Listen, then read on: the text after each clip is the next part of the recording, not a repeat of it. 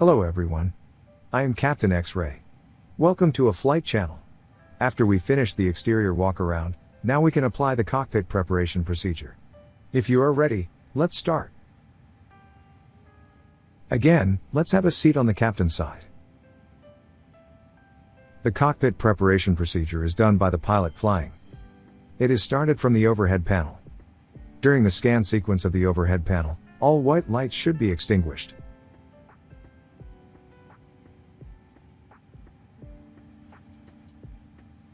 The first switch that we have to turn on is the oxygen crew supply switch. When the oxygen crew supply switch is selected to on, the off light extinguishes, and the cockpit oxygen supply valve is open. Low pressure oxygen is supplied to the masks. The recorder panel consists of a cockpit voice recorder and digital flight data recorder controls. The on function energizes the CVR and DFDR. After engine start, the on light goes off and the recorders automatically operate. Let's perform a CVR test and check that the system is working properly or not. Before starting the test, there are some items that we have to set and check. We have to be sure that parking brake is set to on. Both sides, captain and first officer loudspeaker volume knobs, should be turned to off.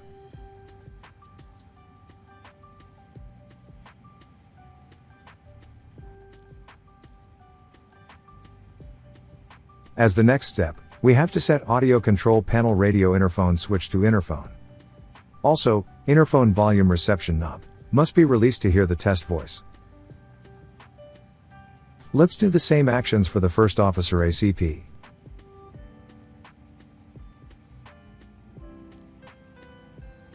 Now we are ready to perform the CVR test. Let's press and maintain the CVR test button, and try to hear the beep tone.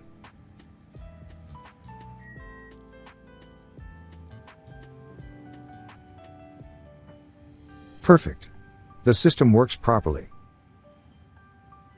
Let's increase the volume of loudspeakers and continue the procedure.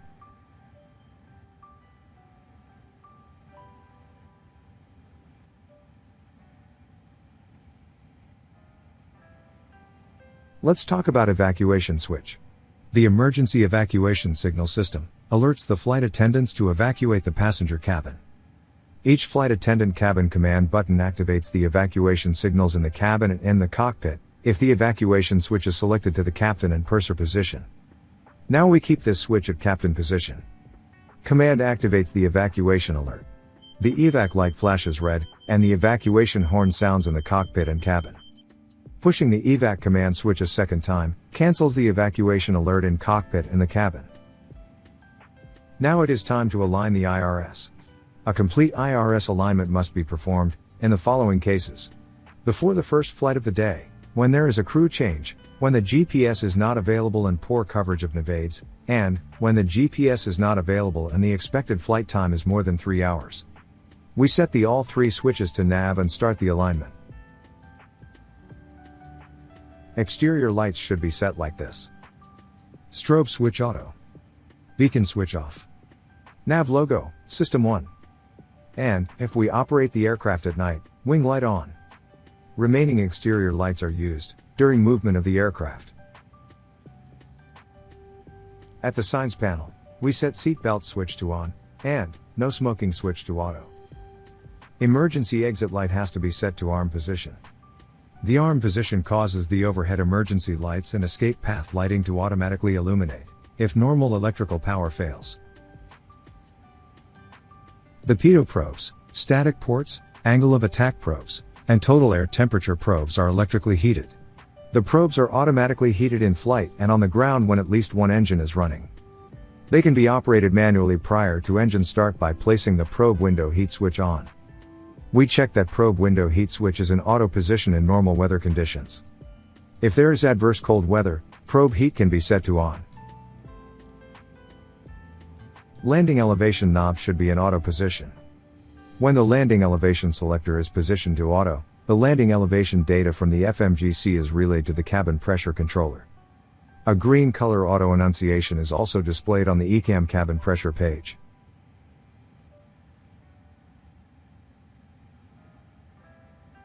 Let's have a close look to the air condition panel. The pack flow selector allows for selecting the desired pack flow based on the passenger load. Low is normally selected if less than 115 passengers are expected. Norm is selected if 115 passengers or more are in the aircraft. High is selected if abnormally hot and humid conditions exist. If the APU is supplying bleed air, or one pack fails, high flow is delivered regardless of pack flow selector's position. The panel located above is electric panel. We have to scan and check that there are no amber lights except generator fault lights. Now let's do a battery check together. We set battery 1 and battery 2 switches to off. Then on the ECAM SD page, we open the electric system page. A charging cycle of the batteries starts when we set the battery switches again to on position. 10 seconds after all battery switches are on, the current charge of at battery should be below 60 ampere and is decreasing. Let's check our fuel. For today's flight, we have a planned fuel of 6,200 kilograms. As you see, the correct amount of fuel exists. Perfect. First we check the fuel mode selector is in auto mode, and then we set all fuel pump push button switches to on.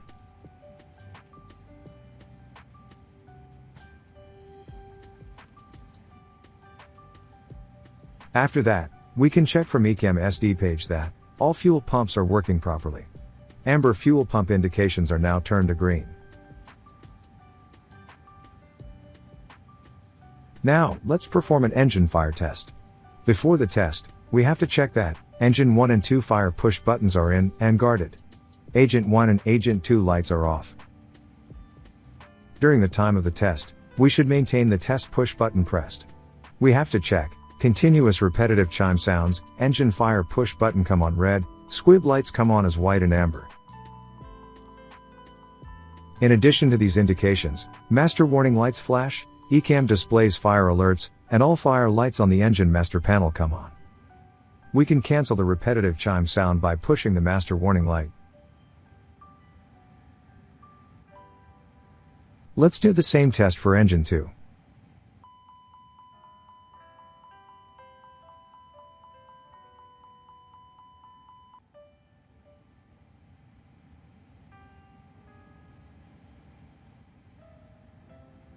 Audio switching should be in norm position. We use this switch if captain or first officer's audio control panel fails. On the ventilation panel, we have to check that all lights are off. The panel above is cargo smoke panel. Let's perform a cargo fire test. We will see discharge and smoke lights. ECAM will show the related procedure.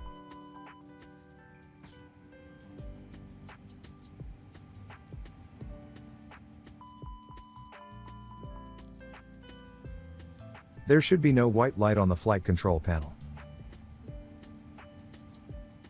Let's have a close look to the third occupant audio control panel. PA knob should be in recept. This allows cabin attendant announcements to be recorded on the CVR. On the maintenance panel, we have to check that all lights are off. This panel is mostly used by technicians. On the central instrument panel, we have ISIS. Integrated Standby Instrument System. We can adjust brightness, check indicated airspeed, altimeter reading, altimeter setting and attitude display. We check that there is no flag. Reset attitude should be done, if necessary. We have also a digital clock on the central panel. We check that the time and date is correct. When the anti-skid and nose wheel steering switch is selected to on, and the green hydraulic pressure is available, then the green hydraulic system supplies the brakes, anti-skid is available, and nose wheel steering is available. On the ACP panels, let's adjust the volumes of channels that we want to listen.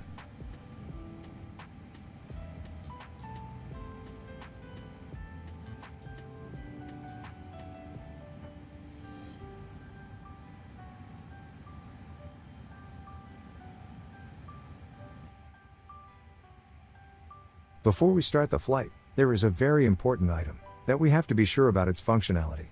Cockpit door lock system. We set the cockpit door switch to the unlock position.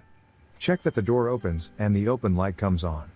Then we release the switch, and check that it comes to normal position. By this way, we control the correct operation.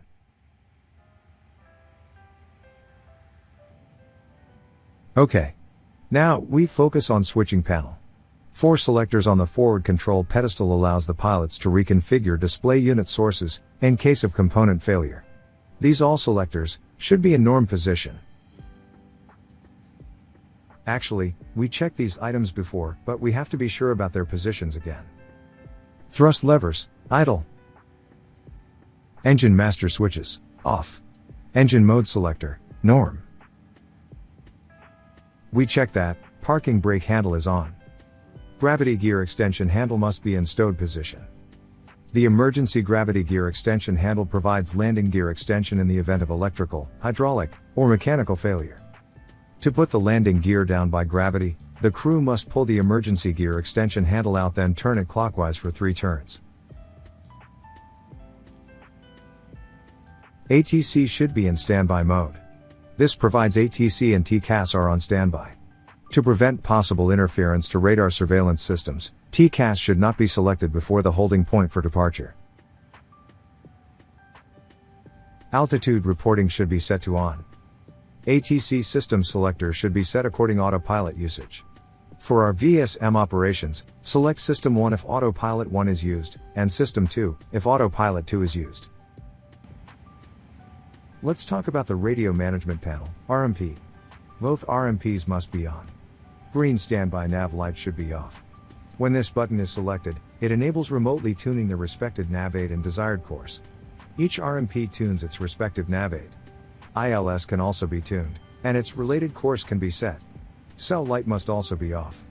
This light indicates that minimum 2 of RMPs control the same frequency to be set. COM frequencies must be set.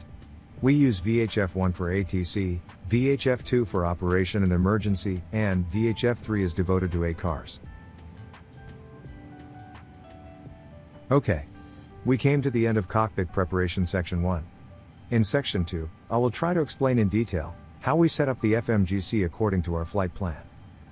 Thank you for watching. Please do not forget to follow my channel. If you like the video, please leave a like. In this way more and more people can reach the videos. You can also write comments for any question. I will answer definitely. Until the next video, take care. Captain X-Ray. A flight channel.